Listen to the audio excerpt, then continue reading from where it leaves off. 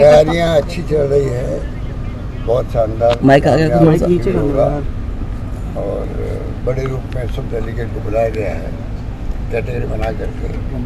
और मैं समझता हूँ कि जो चिंतन मंथन होगा वो एक नैरेटिव बनाएगा देश के अंदर। कांग्रेस की जो विचारधारा है, जो गांधी जी के वक्त की है, पंडित नेहरू के वक्त की है, मौलाना आज़ाद थे, सरदार पटेल थे, अम्बेडकर साहब संविधान बनाए, तो एक वो बेशी सा क्षेत्र था देश का, और इसीलिए देश एक व अखंड रहा। और देश का विकास आधुनिक भारत है तो उन नीतियों के कार्यक्रमों के सिद्धांतों के आधार पर है। क्या जान चलेगी इंदिरा जी की या राजीव गांधी जी की, सुभाष बहन जी की, पर खालिस्तान नहीं बनने दिया। और आज स्थिति पूरे देश के अंदर कैमरा थोड़ा पीछे लो, हालात है, क्योंकि हर डरावा सहमा है, हिंसा का माहौल बन गया है, दंगे भड़काए जा रहे हैं। तो मैंने तो मांग की थी अमित शाह जी से भी, आप एक सुप्रीम कोर्ट के हाईकोर्ट जज को बिठाओ। और 7 राज्यों में जो दंगे हुए थे, रामनवमी पे दंगे हुए थे, वही दंगा एक करोली हुआ उसके पहले 9 वर्ष पर, और सबकी 8 जगहों की जो अप्रोच है दंगे की, मोड ऑफ बना हुआ है जो उनका, वो एक साथ है। तो मालूम पड़े तो आगे दंगे रुक जाएंगे। अगर जांच के अंदर क्या कॉन्स्पिरेंसी है, कौन करवा रहा है, अगर वो सामने आता है तो पब्लिक इंटरेस्ट के अंदर है, आगे दंगे होने रुक जाएंगे। कौन कॉन्स्पिरेंसी कर रहा है, तो एक साथ में एक मॉडल ऑपरेटिव से दंगे क्या हो रहा वो चिंता विषय होना चाहिए। तो मैंने कहा कि आपको होम मिनिस्ट्री को आगे आना चाहिए, क्योंकि इंटरेस्टेड का मामला है। इंटरेस्टेड का तो राजस्थान तो कुछ कर नहीं सकता, हम तो अपना जांच कर ही रहे हैं। और सबसे बड़ी स्थिति है कि करौली हो या जोधपुर हो, जोधपुर में आज तक दंगे कभी हुए नहीं। ऐसे शांत जिले को, पूरे मारवाड़ को, जहाँ अपना एक अलग तरह की वहाँ पर प्रेम भाईचारा है, पूरे प्रदेश का माहौल अलग तरह का देश के अंदर। राजस्थान में लोग शांति प्रिय लोग हैं, सबको साथ लेके चलना चाहते हैं, और फिर भी हिंसा का माहौल बना दिया। ये बहुत खतरनाक ट्रेन चल रही। कौन इसके पीछे है? हमारी पुलिस जांच कर रही है, हमने अलग से उसके लिए कमेटी बना दी है। जांच बड़ी गंभीरता से करेंगे जिससे कि सत्य सामने आ सके, सच्चाई सामने आ सके। हिंसा हिंसा ही होती है, उसको कंडेम हर व्यक्ति को करना चाहिए। हमने क्या दोष किया? अगर मैंने प्रधानमंत्री जी से मांग करी कि भाई आपको आगे आके देशवासियों का वो एड्रेस करो कि किसी भी कीमत पर, नंबर 1, ये जो दंगे भड़काते हैं ये एंटी सोशल एलिमेंट है, ये किसी बड़ी पार्टी के नहीं हो सकते, ना होने चाहिए।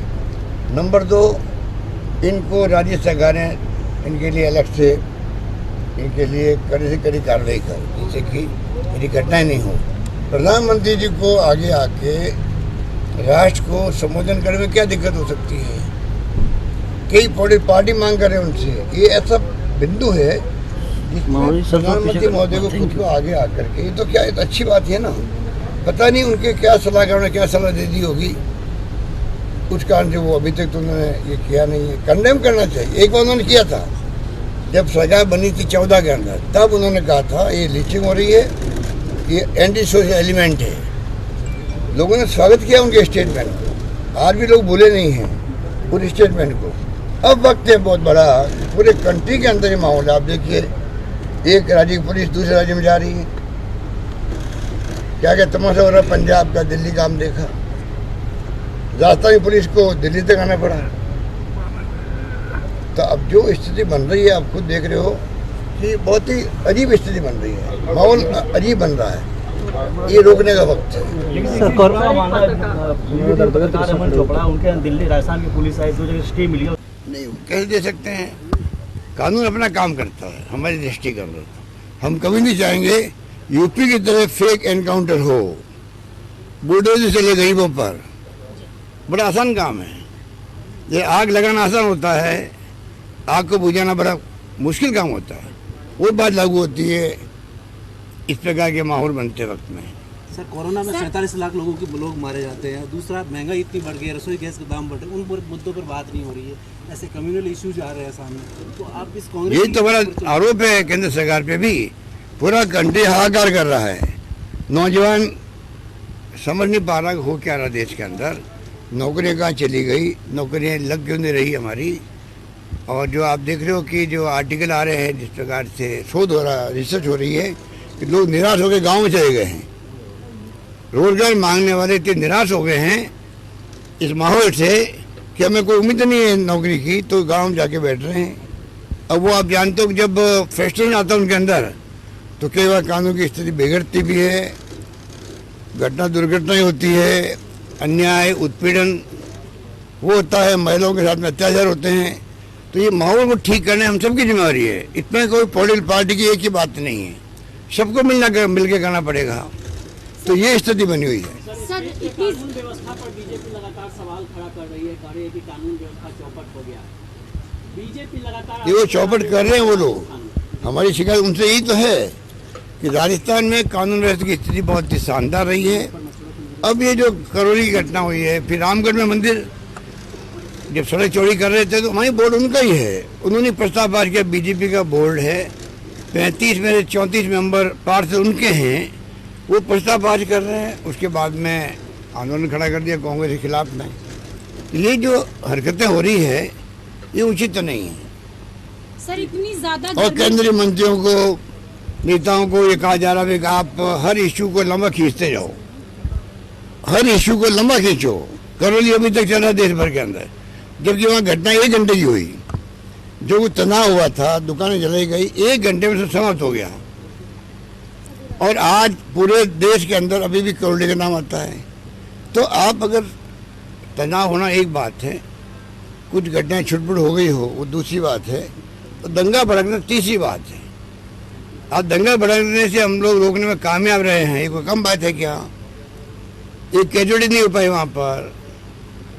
और उसके बाद में ही बड़ा प्रचार चल रहा है। दिल्ली से कई मीडिया वाले गए वहाँ पर, केंद्रीय मंत्रियों घर जाके तो गपशप करते हैं, बाहर जाके वो फिर बाइट लेते हैं। तो ये नाटक चलता रहता है। मैं बहुत गंभीरता से कहना चाहूँगा, ये तमाम आरएसएस बीजेपी के जो लोग हैं इनको चाहिए, आज तुम सत्ता में बैठ गए हो, अच्छी बात है, डेमोक्रेसी है। और विद ह्यूमिलिटी कांग्रेस ने हार स्वीकार करी। अब उसके बाद में समझ में नहीं आता हम कोई आपस में दुश्मन है क्या? ये तो लड़ाई विचारधाराओं की लड़ाई है। सरकार बदलती रहती है, पर जिस रूप में ये लोग ये भड़का रहे दंगों को, इसमें षड्यंत्र है, षड्यंत्र की बू आती है। और मैं समझता हूँ सामने भी आएगा।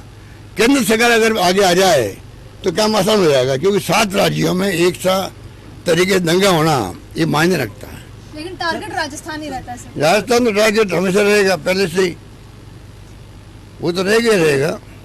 सर, राजस्थान में जिस तरीके से इलेक्ट्रिसिटी का क्राइसिस है उस पर सर आप क्या कहना चाहेंगे, क्योंकि इतनी ज्यादा गर्मी पड़ रही है और बिजली की बहुत ज्यादा किल्लत है। देखिए, तो 16 राज्यों के अंदर क्राइसिस चल रहा है बिजली का, उसमें राजस्थान भी एक है। हम लोग जो बिजली खरीदते हैं मार्केट से, उसमें हम लोग अपनी बोली लगाते हैं, बोली लगानी पड़ती है। अब उसमें 12 रुपये रेट है, भारत सरकार ने आजकल फिक्स कर दी है। हम 12 रुपये तक भी खरीदने के तैयार हैं हमारी जनता के लिए, परंतु वो 12 रुपये में नहीं मिल पा रही है। वो तकलीफ, सबको तकलीफ हो रही है। तो मैं चाहूँगा जल्दी से जल्दी जो कोयले का संकट है, विदेश से मंगाना है या देश से उत्पादन जो एक्सकेवेशन करना है, होना चाहिए और ये संकट समाप्त होना चाहिए।